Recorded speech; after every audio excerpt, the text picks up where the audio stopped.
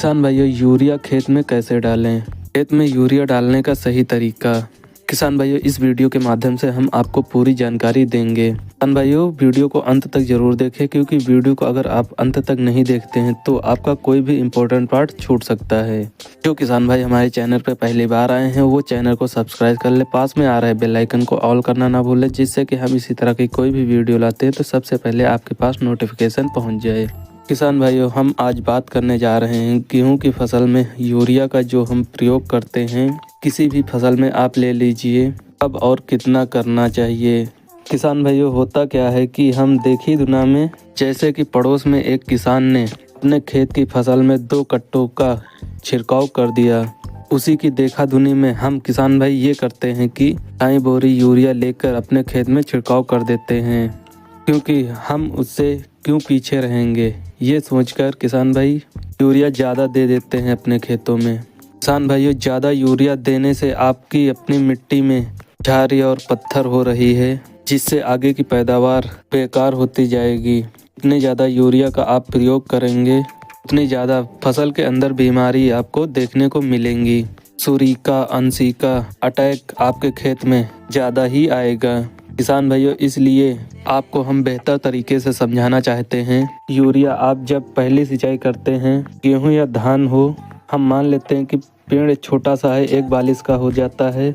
अगर हम उसमें 3 यूरिया का प्रयोग कर देंगे तो औकात उसकी 1 रोटी खाने की है, तो आप उसे 2 रोटी ज़्यादा खिला देंगे तो मान लेते हैं कि हम एक पौधे की 1 रोटी खाने की क्षमता है, तो आप अगर ज़्यादा रोटी उसे देते हैं तो ज़्यादा रोटी वो नहीं खा पाएगा। किसान भाई, हम ये नहीं कहते कि यूरिया बिल्कुल भी ना दें, यूरिया दें, आप थोड़ी मात्रा में दीजिए यूरिया। 1 कट्टा एकड़ का बहुत होता है।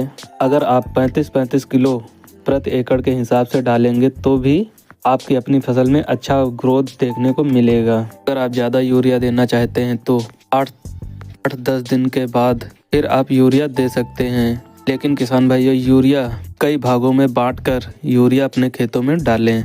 अपने खेत में इकट्ठा खाद ना डालें। अगर आप इकट्ठा खाद डालते हैं तो उससे आपका पैसा भी बर्बाद होता है और आपकी फसल में भी कई सारी बीमारियां लगने के चांस हो जाते हैं।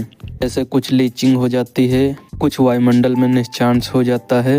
इसलिए आपको अगर वायुमंडल छोड़ गई तो आपको क्या बेनिफिट मिला? डाला 2 कट्टा, और कट्टे को गेहूं की फसल हो या धान की फसल हो, गन्ने की पेड़ की फसल हो, गन्ने की फसल के पेड़ को 1 कट्टे की ज़रूरत है तो वो 1 ही कट्टा लेगा ना।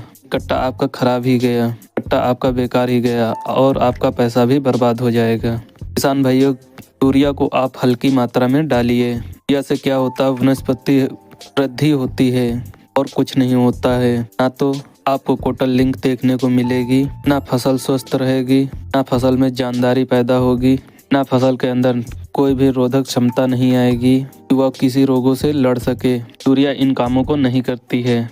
कामों को करती है आपकी जिंक है, टॉनिक है और आपकी सल्फर है, वो इन कामों को करते हैं। पेड़ के अंदर एक रोधता क्षमता आए, जिससे मजबूत, जिससे लड़ने लायक हो जाए, लड़ने लायक क्षमता हो। तो आप जब भी यूरिया का इस्तेमाल करें किसान भाइयों, कम से कम यूरिया का उपयोग करें।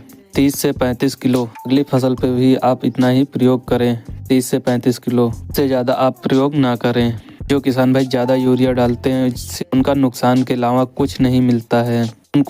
उन किसान भाइयों को सिर्फ नुकसान ही देखने को मिलेगा। इसीलिए किसान भाइयों, आप यूरिया को थोड़ी थोड़ी मात्रा में डालें। इससे फसल ग्रोथ भी ज़्यादा करेगी, लिंग भी ज़्यादा करेगी, कि फसल आपको अच्छी देखने को मिलेगी। उम्मीद करता हूँ कि यह वीडियो हमारे आपके लिए हेल्पफुल रही होगी।